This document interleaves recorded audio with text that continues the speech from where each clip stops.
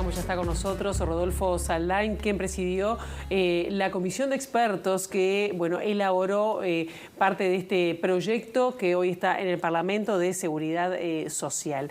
Bienvenido, gracias por estos minutos en Ciudad Viva. Gracias por la invitación. Por favor.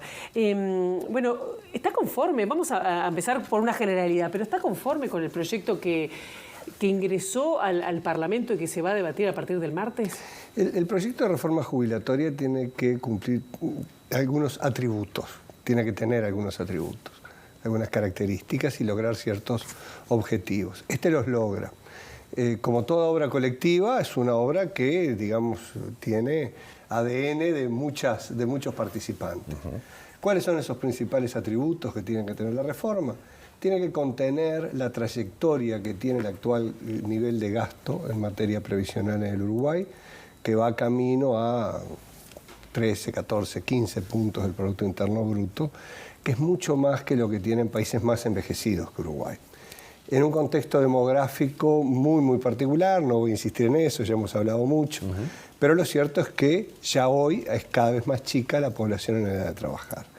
Tiene ese atributo, tiene un atributo que en nuestra opinión es fuerte, de ir hacia un sistema de base igualitaria, es decir, transcurrido el periodo de transición, que en total son 20 años, se va a un sistema previsional común, ese es un punto fuerte, y remueve una serie de injusticias que tiene el sistema, crea una serie de derechos que creo que son importantes, y tiene un componente que es el que a nadie le gusta, que es que tenemos que trabajar unos años más, porque vivimos unos cuantos años más, y bueno, entonces allí se da toda esa tensión y veremos cómo se resuelve a nivel parlamentario.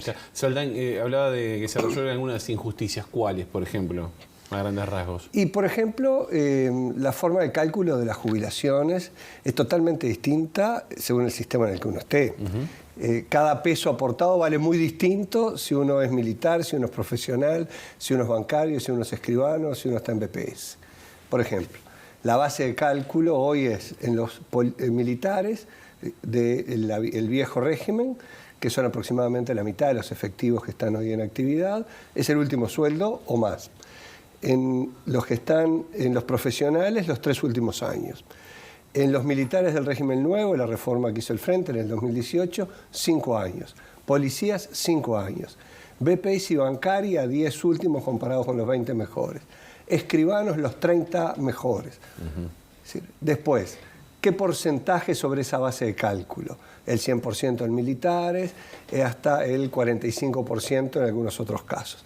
Es como muy heterogéneo, sin fundamento. Claro. Hay cosas que tienen fundamento para que haya una diferencia, eso no.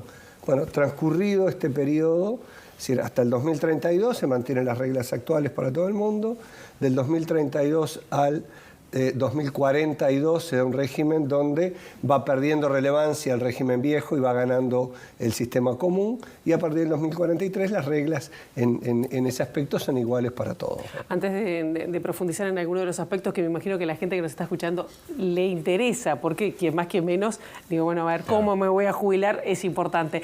¿Cómo estuvo la negociación al interior de la coalición? Porque esto, bueno, fue un anteproyecto, luego hubo como una serie de acuerdos que dan lugar a este proyecto. Fue como todas las negociaciones, ¿verdad? Es decir, se hicieron planteamientos de diferente tipo y que algunos fueron aceptados, otros no, y se llegó a un acuerdo donde todo lo que estuvo planteado es parte del acuerdo. Aquello que se acordó y aquello que no se acordó, porque bueno, se aceptaron otras cosas que han quedado fuera de ese entendimiento. Pero no fue una negociación, ¿no? Es decir, a ver, realmente yo creo que, y esta es una apreciación política, ¿verdad? La coalición en este punto demostró que tiene capacidad de articular soluciones, e incluso soluciones que a primera vista podían parecer muy difíciles, ¿verdad? Creo que ha sido una muy buena experiencia. Claro, digo porque justamente en las últimas horas el líder de Cabildo Abierto dijo, bueno, todavía hay margen para presentar algunos cambios cuando, bueno, también los mismos senadores del Partido Nacional dijeron, bueno, esto ya estaba acordado. Y bueno, veremos que la dinámica parlamentaria tiene sus particularidades, veremos qué es lo que resulta. Efectivamente hay un acuerdo y yo entiendo que es un acuerdo que implica que están las mayorías para votar, pero también esperamos que de parte de la coalición opositora del Frente Amplio aparezcan de pronto ideas. Ayer escuchaba a Pereira que decía que bueno, votarían en contra en general, pero que muchos artículos los votarían a favor. Hace un rato acabo de leer al ex senador Astori diciendo que hay puntos fuertes y que hay otras debilidades. Bueno, está, es decir, veremos qué aparece a nivel parlamentario. Ahí está, justamente en ese marco a nivel parlamentario, ¿hay margen para modificar mucha cosa o el proyecto va a quedar más o menos como se está presentando ahora? El proyecto tiene sus equilibrios, ¿verdad?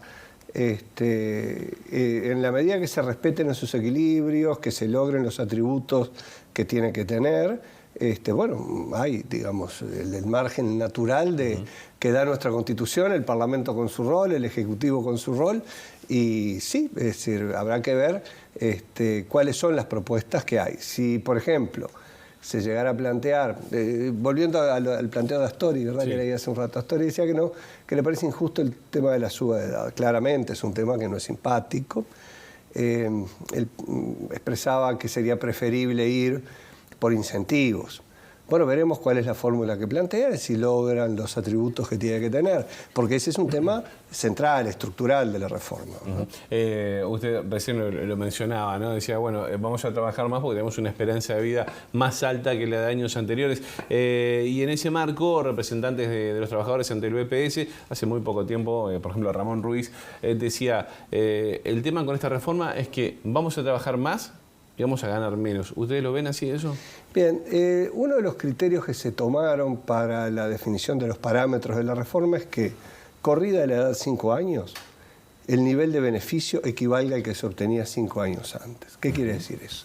Hoy, con 60 y 30 años de trabajo, el porcentaje de asignación de jubilación que se establece es 45% en la legislación vigente. Con 65 y 30 también va a ser 45%. Eso es una diferencia del proyecto y ya en el anteproyecto con lo que fue el informe de recomendaciones de la Comisión. El informe de recomendaciones iba en un sentido un poco más estricto y por cada año de trabajo planteaba una tasa máxima de 1.3%. El Poder Ejecutivo decidió que fuera 1.5%. Eso es lo que permite lograr ese efecto de que, corrida 5 años, se llegue también al 45%. Creo que no hay una diferencia en cuanto a la interpretación, ¿verdad? Simplemente que, bueno, está, ese es el criterio. 5 años más para cobrar lo mismo que se cobraba 5 años antes, con 5 años menos. Claro. Con respecto a lo que usted decía al principio, que esta reforma plantea como la equidad del sistema, o que sea más justo. Se orienta hacia más solidario también, lo dijo el presidente de la República. Y me quedé pensando con algunos de los planteos que ha hecho desde Cabildo Abierto, por ejemplo, de avanzar, pero no tanto con la edad de la caja de la jubilación en la caja militar. ¿Iría en ese mismo sentido? Bueno, hay un cambio que es muy importante en caja militar. Primero, cumplida la transición, la fórmula de cálculo es igual para todos. ¿Todos se jubilarían con la misma edad? No, la fórmula de cálculo de la jubilación. Ajá. Lo que es retiro voluntario sería la misma edad que en el resto de la población. 63. 63 o 65, según el año de nacimiento, etc. Que en el caso de militares, igual que policías, que maestros, que radiólogos, que muchos otros puestos de trabajo tienen bonificación de servicio, ¿verdad? Con lo cual se adiciona a la edad real un plus por esa bonificación de servicios. En maestros, por ejemplo, es cada 3 se le computa 4, en policía cada 5 se le computan 7, etc. En lo que tiene que ver con la edad de retiro obligatorio, el militar, en la reforma del 2018 se elevó esa edad de retiro obligatorio y acá se vuelve a elevar. ¿Ah? Se vuelve a elevar entre 5 y 3 años. Por ejemplo, hoy, como resultado de la reforma del 2018, un soldado tiene retiro obligatorio con 48 años. Va a pasar a tener retiro obligatorio con 53, 5 años más. ¿58 no era en el anteproyecto de ley?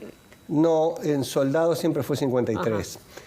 Hubo un cambio en la escala que sigue, que, si no me equivoco, es Cabo, la verdad no la tengo bien presente, que allí se había hecho un planteamiento de, si no me equivoco, 60, y el Ministerio de Defensa, a través del general Frank, que fue el referente en el tema, entendió que era más conveniente para mantener cierta, que fuera 57. Bueno, eso el Poder Ejecutivo lo aceptó, es decir, allí el Ministerio de Defensa hizo ese planteamiento y fue aceptado. ¿Es necesario que haya retiro obligatorio el militar? La verdad no lo sé. Eso es un tema de la organización militar. Siempre en Uruguay lo hubo. Hay una diferencia igual. No, claro, eso la hay. En la gente común. No, claro, sin duda. ¿Por qué se da eso? ¿Estuvo sobre la mesa esa diferencia, esa gran diferencia que hay en la caja militar con la caja, bueno... Pero es que no solo está el militar, ¿no? ¿A qué edad se jubila un policía? De verdad, hoy, 49. Es la edad que configura causal. ¿A qué edad se jubila un maestro? 50 y algo, 50, 51. Es decir, son situaciones que tienen un tratamiento diferencial.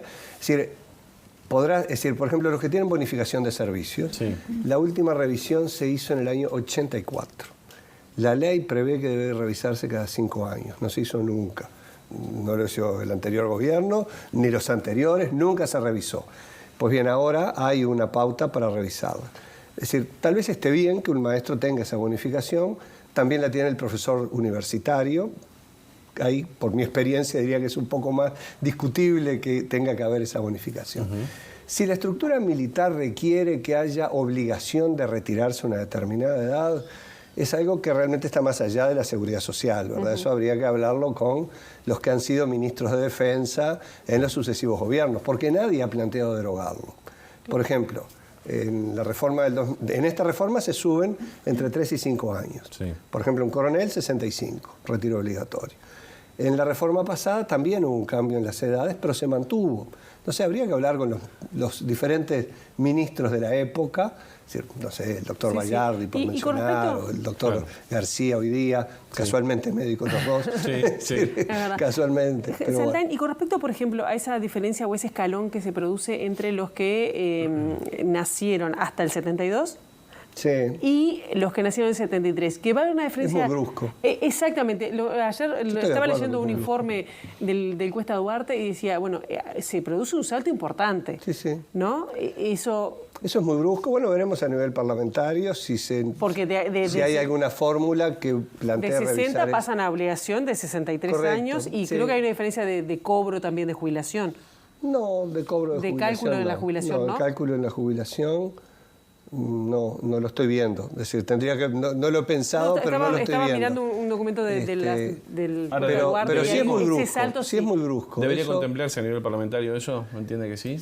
¿Cuál es el punto? Porque esos 3 años hacen la diferencia, ¿no? Claro. La edad media, ¿a qué edad se jubila en promedio el uruguayo en BPS? 63. Esta fórmula de empezar a mover la edad jubilatoria a partir de los nacidos en el año 73, que son personas que van a tener 50 años el año que viene, tiene relación con cómo se dilató los efectos de la reforma. En el informe de recomendaciones nosotros planteábamos 2 posibles escenarios, con tasas de reemplazo más bajas que las que están, decididamente más bajas, y uno de ellos era empezando con los nacidos en el año 71, que pasaban a 61, 62, 63 y así sucesivamente. Ahí los nacidos en 73 también llegaban a 63, pero había 2 escalones previos. Bueno, acá esos 2 escalones previos se cayeron y quedó, sí, hay que admitirlo, quedó un salto muy brusco, que bueno, veremos si aparece alguna iniciativa que sea razonable para solucionar eso. ¿Y cómo se calcula? Se va a calcular pensando en la gente que está haciendo los cálculos, ¿no? Yo estoy pensando ya, por ejemplo, a ver. No. Tú eres muy joven, ¿eh? Yo soy modelo 81, sí, muy joven, muy joven. Me falta un ratito todavía. Pero el cálculo de en qué va a quedar los 5 últimos, los 10 mejores, los 20 mejores. 25 mejores. 25 mejores. 25 mejores para todo el mundo. Para todo el mundo. Militares, profesionales, policías, BPS. Eso es parejo. Parejo. 25 mejores. Eso es lo que está propuesto en el proyecto. El Parlamento votará. Sí. Y no eso se- es de las cosas que requieren iniciativa del Poder Ejecutivo. Y no se extiende, que también era otra preocupación, esto es lo que pasó con lo de los cincuentones, con la última reforma, y se estira el problema más adelante, que los futuros cincuentones... Bueno, a ver, siempre que hay una ¿Puede transición pasar? puede haber problemas. Esta última vez el problema fue muy marcado porque se sumaron un par de efectos. En primer lugar, la reforma del 95 aumentó en más de un 40% el máximo jubilatorio. Y de acuerdo con la interpretación que se le dio a un artículo de la ley, aun cuando antes del 95 se hubiera aportado, para decir los valores de hoy, por un salario de 150.000 pesos, no se tomaba nunca más de 71.000. Eso fue llevado a la justicia, Tribunal de lo Contencioso, Suprema Corte, y la Corte laudó, y todos laudaron, de que estaba bien ese criterio. Es un criterio que altera mucho lo que se llama el principio de congruencia, que todo por lo que se aportó se computa, y todo lo que se computa debe aportarse. Pero bueno, allí hubo una serie de problemas que generaron esa situación. Que no prevé que se generen con esta reforma. Esta reforma tiene una transición muchísimo más pausada que la anterior, ¿no? La anterior tuvo una transición de 9 meses, de marzo, perdón, entró en vigencia el 1 de abril y el 1 de enero del año siguiente ya todo el mundo estaba en las nuevas reglas. 9 meses fue la transición. Siempre puede haber dificultades, y bueno, lo que se ha advertido que pueda ocurrir, y de pronto a nivel parlamentario aparece algún aspecto que no vimos, ¿verdad? Pese a que trabajamos muchísimo tiempo y mucha gente en el tema, bueno, habría que estudiarlo, ¿verdad? Soldán, bueno, el tema cincuentones generó muchísima polémica en su momento también, pero el tema FAPS también. Hay un capítulo aparte para las AFAP en este sentido. ¿Cuál es su visión a propósito de esto? No se tocaron, ¿no? ¿Qué quiere decir que no se tocaron? No se tuvieron en cuenta, digamos. Se ¿Cómo mantiene, no? se mantiene el régimen de las AFAP, aunque es distinto el porcentaje Sí, y de cambian muchas aporte, ¿no? reglas también, ¿verdad?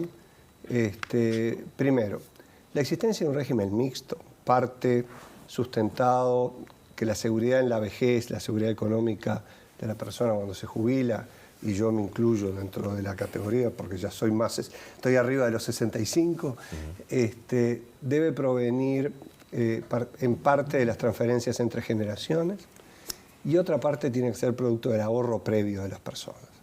No es posible en sociedades que envejecen, como esta, que todo dependa de lo que surja de las generaciones que están activas. Es decir, claramente eso es lo que muestra la experiencia internacional de los países que han envejecido antes que nosotros, ¿no? Los que mejor han llevado ese proceso, que básicamente es la Europa nórdica, tienen prácticamente 2 veces su Producto Interno Bruto en ahorro jubilatorio. Nosotros tenemos ahorrado en lo que administran las AFAPs un 30%, ¿no? Es decir, pero eso es central, porque si no el peso sobre las nuevas generaciones cada vez más chicas es enorme. Segundo, ¿cómo se administran esos ahorros? Eso ya es otro tema. Uruguay optó por un esquema de lo que conocemos como las AFAP. ¿Qué cambia para las AFAPs ahora y qué cambia para las personas afiliadas a las AFAPs? Para las personas afiliadas a las AFAPs cambian, primero se crea un tercer fondo para la gente más joven con mayor potencialidad de rentabilidad, también con mayor riesgo. Todo aquello que implica mayor opción de ganancia implica un mayor riesgo. Por eso es para las personas más jóvenes, que son las que tienen por delante 20, 30 años para recuperar una potencial pérdida. Una persona que ya está en el final de su trayectoria, pues no, allí lo que hay que hacer es asegurar. Y acá también hay un cambio en lo que es, son 3 fondos que administrarían las AFAPs, hoy administran 2. El subfondo retiro tiene algunos cambios en su diseño para asegurar mejor el acceso a la jubilación posterior. Otra cosa que cambia es los nuevos aportantes van a estar ingresando en un sistema que es relativamente distinto. Primero, del 100% de su aporte no se le va a deducir el seguro colectivo de invalidez y muerte. ¿Qué es eso?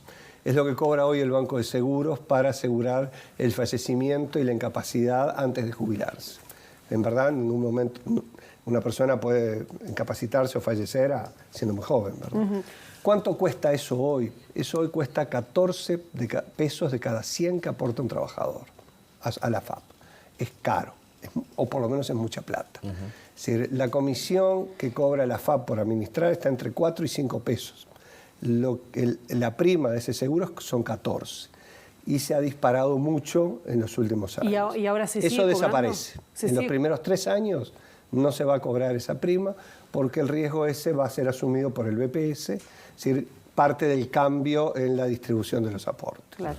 Y también la comisión que se va a poder cobrar por la administración en esos primeros meses es la mitad de la que se cobra hoy. Es decir, hay algunos cambios. También el seguro colectivo ese, para quienes ya después de esos 3 años, que hoy, es decir, imagínense, hoy es un monopolio de hecho, Banco de Seguros, con 4 clientes cautivos, que son las 4 AFAPs, y quien lo paga no es arte ni parte, que son los ahorristas. Por lo tanto, más allá de que es un ente estatal, el Banco de Seguros, y que las 4 AFAP se supone que toman en cuenta la razonabilidad del precio, en verdad allí falta competencia. Vamos a estar planteando que ese seguro pueda ser licitable. Es decir, hay algunos cambios que tienden a mejorar la eficiencia del Pilar 2, del sistema de ahorro. El otro día estaba escuchando, no sé si era a Ferrari, del director del BPS, que decía, las ganancias millonarias que han tenido las AFAP por tema de comisión. ¿Eso no podría pasar para el BPS? Es decir, ¿hay alternativa? Lo pregunto porque, ha estado en la calle ese tema para que esa plata, por lo menos que quede en el Estado. Bueno, se habla de 12 millones. En gran parte queda, ¿no? Ariel Ferrari es director de uno de los principales accionistas de la principal AFAP, que es del Banco de Previsión Social, República y el Banco de Seguros. Y la mitad de la población, en grandes números, ha optado por esa administradora. Lo que sí no sería buena idea es que hubiera una única administradora, porque eso realmente implica un riesgo muy, muy grande de perder el foco en el principal interés, que es potenciar al máximo el ahorro de las personas. No sería buena opción. La experiencia que tenemos de fondos de capitalización colectiva, como son las cajas paraestatales, es muy mala. Realmente se ha hecho foco en otros temas y no en obtener la mayor rentabilidad para sus beneficiarios. Decididamente yo no sería partidario de que los fondos de ahorro estuvieran administrados por el BPS en ese formato. Puede haber otros formatos, en el mundo hay otros formatos para administrar esos ahorros. Sin ir muy lejos, nosotros hicimos 4 seminarios con la Agencia Sueca de Pensiones. La Agencia Sueca de Pensiones tiene un sistema mixto también, una parte que es de ahorro individual obligatorio, la Pension Premium, y eso se licita o se da a inversores especializados, donde la persona puede elegir, claro. Es decir, desde quienes tienen una preferencia por inversiones de tipo ecológico, tienen un fondo para eso. Hay un fondo por defecto, claro, donde está la gran mayoría, ¿verdad? Porque las personas en general tienden a no hacer opciones, ¿no? Saltan una más por mi parte. Sí, estamos en el final prácticamente, pero no. Está interesante. Además no se ha hablado mucho de este tema de las AFAPs en la reforma, ¿verdad? Por eso capaz que a ti te había quedado la idea de que no pasaba nada. Claro, por eso. Y aparte se le pregunté bastante mal, pero Pilar me salvó. Tranquilo. Podemos hacer un capítulo 2, lo vamos a convocar para eso. No, pero estamos prácticamente en el final, le quería decir. Ayer hubo conferencia del PIT-CNT sobre el mediodía, donde, entre otras cosas, señalaban que, su visión, o manifestaron su rechazo a esta reforma. Entre otras cosas también decían que el presidente incumplió una promesa de campaña de no tocar la seguridad social y demás. ¿Cuál es su visión a propósito de eso? ¿Vio la conferencia? Sí, la vi. Es una posición política que creo que es parte de la discusión que se está dando dentro de la izquierda, ¿verdad? Es decir, de tratar de, por un lado hay quien está tironeando por apoyar, por lo menos parcialmente, y quien tironea por ir en otro sentido. Creo que es parte de eso. Yo le quería preguntar, también para el cierre, con montones de preguntas, tenemos 50 preguntas. Nos queda. Pero yo me acuerdo cuando empecé a trabajar antes del 96, pero en el 96 hubo una reforma importante. Estamos prácticamente llegando a los 30 años y hay una nueva reforma. ¿Cuánto tiempo va a durar o se plantea esta reforma? Bien, esta reforma ¿Entiende? Porque son cambios en las reglas de juego que... Y va a seguir habiendo cambios en las reglas de juego. Es Es decir, la historia de los sistemas previsionales siempre, en todo el mundo, implica cambios en reglas de juego. Nosotros estamos trabajando siempre sobre supuestos de lo que va a ocurrir con mercado de trabajo, con demografía. Y si hay algo que está particularmente móvil en esta época, en Uruguay y en el mundo, es el mercado de trabajo. No tenemos muy claro cómo va a ser, nadie lo tiene muy claro. Lo único que sabemos es que no va a ser igual que antes. Ya hoy no es igual. De hecho, en la ley hay un par de previsiones que son bien interesantes para trabajadores expatriados, es decir, uruguayos que van a trabajar a otros lados, y uruguayos que trabajan desde Uruguay para empresas que no están radicadas en el Uruguay. Claro. Allí estamos tratando de contemplar esas situaciones, dando una cobertura, tal vez no sea la mejor. Es decir, ahora... Dura Pilar, 30 años, 25. Pilar, es decir, a ver, las proyecciones que están hechas para el sistema estatal, por el equipo actuarial del BPS, que es el mejor que hay, y eso creo que estaba fuera de discusión, todo el mundo estamos de acuerdo en eso, indican que este sistema tiene características que lo haría sustentable, por lo menos en ese horizonte que a ti te preocupa. Pero pueden pasar cosas. Es decir, nadie podía pensar que íbamos a tener la epidemia que tuvimos, nadie podía pensar que íbamos a tener una guerra y nadie podía pensar que podía llegar a tirarse una bomba atómica. Y bueno, todas esas cosas hoy están en la mesa. Es decir, puede haber infinidad de cambios y allí hay una virtud de la ley, que en mi opinión es la creación de la agencia reguladora. La agencia reguladora es una entidad nueva que se va a conformar de manera muy profesional, que va a tener foco en hacer el seguimiento de todas las variables del sistema. No puede pasar más lo de caja bancaria, lo de caja de profesionales, mismo lo que pasó en BPS también en algún momento. Bien, 30 años es sustentable esta reforma. Sí. Gracias. Se seguirá hablando de esto. Rodolfo Saldain. Sí, con esos matices que te dije, ¿verdad? Pueden pasar muchas cosas. Me abrió paraguas Saldain en el final. Está bien. Bueno, muchas gracias por esto. Está anunciado lluvia para hoy. Está anunciado lluvia. Hábil declarante. Y hay que ser hábil en esto, ¿sí, no? Muchas gracias.